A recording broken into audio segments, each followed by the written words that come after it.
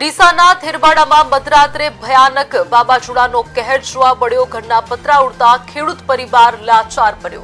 થેરવાડા ગામમાં મધરાત્રિએ વાવાઝોડાએ મચાવી છે તબાહી. ભારે પવનથી ખેડૂત પરિવારના ઘરના પતરા ઉડી ગયા. મકાનને વ્યાપક નુકસાન થયું છે, જ્યારે પરિવાર ખુલ્લા આકાશ નીચે આવ્યો. સવાર પડતા નુકસાનીના ભયાવહ દ્રશ્યો પણ સામે આવ્યા. પીડિત પરિવારે તાત્કાલિક સર્વે અને સહાયની માંગ સરકાર સમક્ષ કરી છે. મહત્વના સમાચાર આપણે જણાવી દઈએ કે ડીસાના થેરવાડામાં મધરાતે ભયાનક વાવાઝોડાનો કહેર વર્તાયો. જ્યાં ઘરના પતરા ઉડતા એક ખેડૂત પરિવાર લાચાર બન્યો છે. થેરવાડા ગામમાં મધરાત્રે વાવાઝોડાએ તબાહી મચાવીના દ્રશ્યો તમે જોઈ શકો છો પાટનગર નેટવર્ક ન્યૂઝની સ્ક્રીન પર. ભારે પવનથી ખેડૂત પરિવારના ઘરના પતરા ઉડી ગયા હતા. મકાનને વ્યાપક નુકસાની સર્જાઈ છે.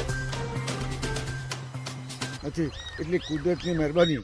પણ મારું કહેવાનું મતલબ છે કે ગરીબ માણસને 60 પતરા ઉડ્યા એટલે 60માં શું કરવાનું એ જ મને ખબર નહીં પડતી. પછી સરકારશ્રીને વિનંતી કે થોડા ઘણી જો સહાય આપે તો બીજાને આપે તો ખેડૂતને આપશે તો એનું સારું લાગશે. અને આ સારને એ બધી 50,000 મારી સારી બગાડી દીધી. સીધો પાળો ઉડી ગયો આખો ક્ષેત્રમાં તો કઈ નશો. પણ એક ઉડી ગઈ પેલા બોરે આખા પતરા. તો આ સરકારને ક્યાંકની વિનંતી કરો છો કે ભાઈ વહેલી તકે સર્વે કરે.